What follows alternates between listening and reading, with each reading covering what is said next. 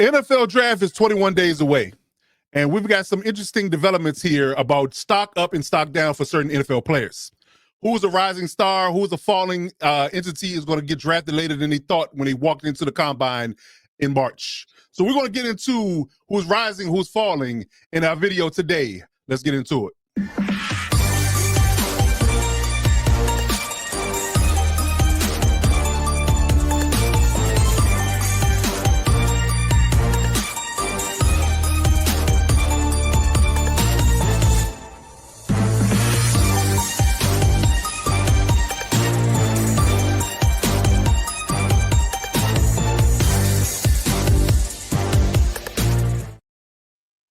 Lo and behold, look who didn't walked in the building. We got the real AG in the building rocking with me today as we discuss risers and fallers in the NFL draft coming in here in 2025 in a little less than 20 days.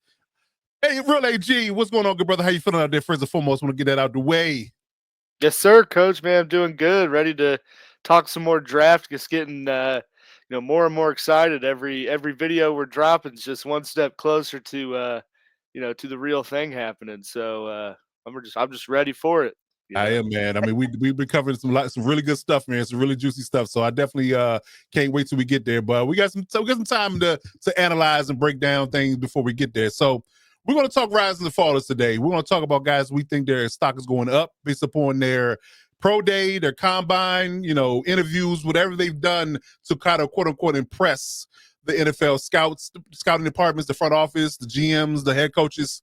We're going to talk about those guys who stock is going up and they likely get drafted where, higher in the draft before they walked into the NFL combine. And some guys that honestly, truly or their stock is lowering. They're going down in the ranks and they might get drafted later in the draft, maybe day 2, day 3, when they might have been a day 1 guy. So let's get into it. Let's talk about who's going to be up in the stock, who's going to be down in the stock. So we're going to unveil our rising stock for 2025.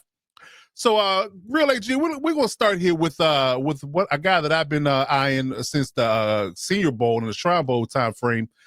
He's been on a little bit of a meteoric rise, I want to say. And this guy by the name of Jackson Dart. Jackson Dart, for me and my money, is definitely on the rise. I've been pounding the table for the Steelers to honestly consider drafting him in the mid rounds of the first round, to get that extra year in contract, as well as bring your future in regards to your quarterback situation, because they can't keep playing this piecemeal band-aid here today gone tomorrow quarterback style of play, expect to get any better and not have first round exits in the playoffs every year. So I think they need to get serious about a future long-term solidified plan, and I think Jackson Dart can be that guy. I think I like his poise, his calm, his demeanor, his confidence, his arm strength, his accuracy. All things check out for me. Now, I mean, he's not the prototypical dual threat, although he is a mover. The prototypical dual threat quarterback that we've gotten accustomed to in the last several years that have been winning the Super Bowls, your Mahomes, your Hurts, and Lamar Jacksons of the world, and you name it. But he definitely is a quarterback that can be good for your franchise, and especially since the Pittsburgh Steelers have definitely been a team that hadn't been solely and completely reliant on the quarterback to do everything. I think that if he comes in and you bring him along, maybe with even a seasoned veteran to kind of help him in the process, he could be a long-term solution. So I think that he's primed to potentially be a first-round pick if somebody wants to either trade back into the first round to get him, or if the Steelers grab him, because I think the Steelers are the one team that has the most glaring need, doesn't have the capital to get a quarterback early in the draft. So I think Jackson Dart is the man. Like I said, he has all the traits, all the intangibles that can make him a franchise quarterback for a team.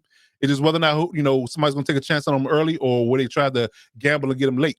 But what are your thoughts on Jackson? Do you have any tidbits or anything you want to break in regards to him before we move on to your next guy?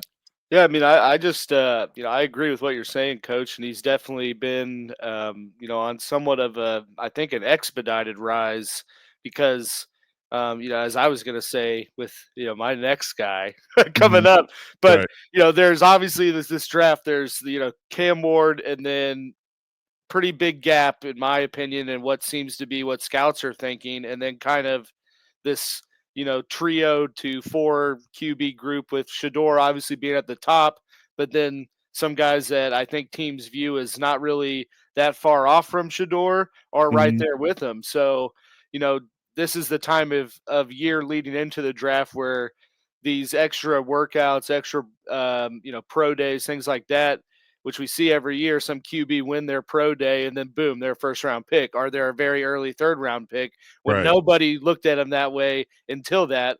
And Jackson Dart's certainly on that trajectory right now with what he did at the combine, what he's done in his pro day, and what he's put on the field, in his college seasons at Ole Miss. So yeah, and the Steelers are really the wild card team because it's ironic we kind of saw them do the same thing with Kenny Pickett, right? Yeah. Like they were almost picking, I think, damn near the same spot, Pretty and much. it was like, hey, we need a QB. This is the perfect fit. Let's do it because we got a need. And right now, I mean, for Pittsburgh, it's Aaron Rodgers, or that's what they're doing. I Yeah. mean, they're sure as hell not starting Mason Rudolph. I can tell you that. That's for sure. Or You Scott could Thompson. So right. Aaron Rodgers, I don't know what's wrong with that guy. I mean, everyone knows what's wrong with him, but like it's like he gets off on he gets off right on being like the guy for a team, and he has to drag that feeling out. Like, well, I'll let you know if Right. people are speculating about Minnesota. And it's like, well, if I'm Pittsburgh, if someone like Jackson Dart or maybe some other prospect is there where they're picking, Mhm. to hell with Aaron Rodgers. Like, I what's agree. he gonna I do? agree. Like, get you a young guy, get you 5 years of control. Right. Don't go with this old dude that might blow up your whole team because he wants, to be like, hey, let's trade for Devontae. Let's Right. like Right after you sign it's a just yeah. free agent deal. Yeah, So so exactly. I think the Steelers and then, some other dark horse teams that could be looking to potentially be moving on, not this year, not for a guy this year, but in the next 1 or 2 years. Like we're going to see some stock rise on QBs, and I think teams be aggressive to get that extra control or get them early in the second round with how these pro days have gone. I like it. I like it. Yeah. Okay. So we'll keep your eyes on Jackson Dart. I think he's going to be a early riser in the maybe late first, early second rounds, depending on who's bold enough to grab him. I think he'll get a good one. All right. So next up on the list is your guy, Tyler Yes, Shuck. sir. Is that how we say it? Tyler Shuck. The shuck. Yeah. But he's honestly, I think, kind of right with there, with Jackson Dart and sort of the ascension he's taken. Definitely after his pro day. I think he left the combine with scouts kind of grading him as, a guy that would be a good backup that could potentially develop into a starter. And when I said talking about Jackson Dart, there's always a guy that seems to win his pro day with just throwing on air that really bumps up his stock. I think Shook's the guy that did that at his pro day. Um, he had an injury riddled 3 years at Texas Tech.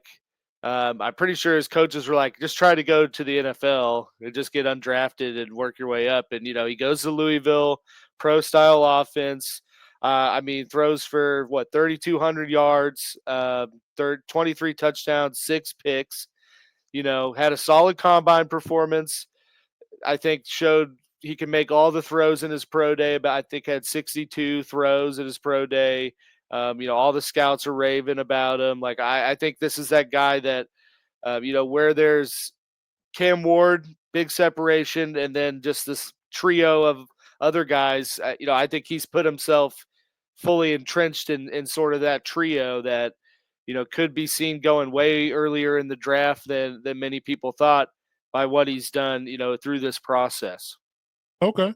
Yeah, and I add some sentiments to that. I think that he's played a lot of football as Yeah, well. I think that he's lends to the idea. 25. Exactly. He's 25 years old. And that's not really scaring GMs at this point either. I've heard around the league. So I think that he won't be scared off by that. I think his ceiling or his floor should be a solid backup QB. So his ceiling could be a starter, a Mhm. fringe starter in the league. So I think that, with his experience, I'm sure people will, kind of want to make sure he's got a clean bill of health with that injury history. But Yeah. outside of that, I mean, day 2, day 3 type of pick here could definitely earn you a solid backup right away if you have a franchise quarterback already, or you have a solid quarterback already, and he ultimately could maybe eventually take over if you got a guy that's older in the tooth, like Geno Smith or somebody like that is in their 30s. Will be playing no more than 4 to 5 more years. He could be your guy going forward. So I like it. I definitely like it. I think he definitely could be a steal for somebody's roster, depending on where he lands. All right, so moving on down the line, another guy I want to talk about, and is getting a whole lot of notoriety either, but I think that this is a very sneaky pick for me. Charles Grant from William and Mary, 6'4", it's left tackle, 300 pounds. I think he's fluctuating between 300 315, depending on when they weighed him. But I think he played at about 315. He's about 300 at the combine. But this particular guy, again, you can't give a quote unquote, glowing endorsement of him because of where he played. Some people really treat Yeah, him as such because he didn't see elite edge rush competition playing in playing at William and Mary and in that conference. But I just think that his traits, I think his movement, I think his size, if nothing else, his nastiness, his strength, all those things show up no matter who he goes against. Like it's the same every week. Like he goes against speed rushers, he goes against power rushers. No matter who he's going against, it stays the same. He's very stalwart like. He anchors well. He shuts down, power rushers and finesse rushers with ease. It gives me a lot of Rashawn Slater vibes, and I'm not comparing to Rashawn Slater at all. But what I'm saying is that it's definitely a consistency with him that gives you confidence that he can hold down an edge.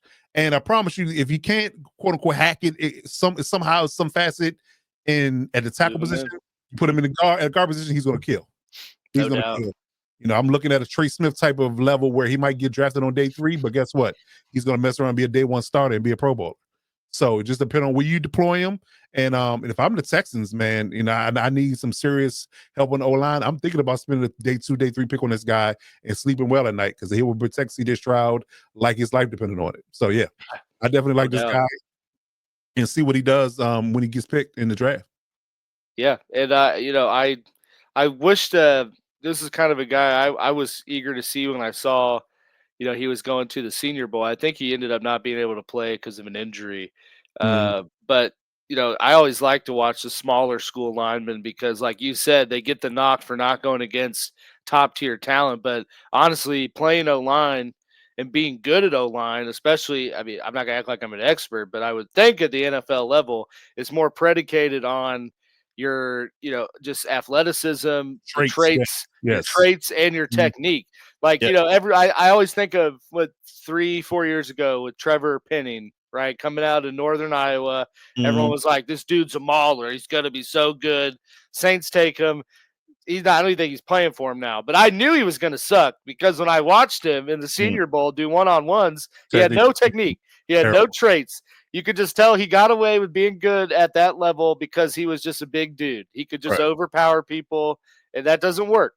And Nope. so, this guy, for what I've seen from Grant, and he's also a former wrestler, which I think is important to note. That bodes well. He has those traits, and there's always, a few small school linemen that work their way up, or work their way up quickly just because they have those tangible traits and just the ability to process things and know where they're going and know what they're doing. I mean, think about, like, every year I feel like there's some lineman that's taken from you know an FBS school or D2 or D3, and they're like starting right away almost, and it's just because Right. they have all those tools. And That's I true. think Grant's definitely one of those guys. I like it. I like it. Okay. Yes, sir. All right. So moving on down the line, another guy that's on our list of rising stars is Mason Taylor out of LSU. So tell me about Mason Taylor. How you feel about him, and what's so special about him, and why he likely going to be a higher pick than that people think. Yeah, so I mean, in my opinion, I think Mason Taylor probably had the best pro day out of anyone that was going into their pro day with huge questions, because he only did the positional things at the combine. So you only saw him run routes and catch balls, which he looked fine doing, but that's on air. But you had no idea what he was going to do in terms of those athletic measurements. At his pro day, he ran a 4.64 and hit Hmm. 28 bench reps, which would have been, both of those would have been second at the combine in tight ends. So I think he solidified his spot as being up there especially the upper echelon of the tight end rankings, but I think solidified himself as being a top 50 player in this draft.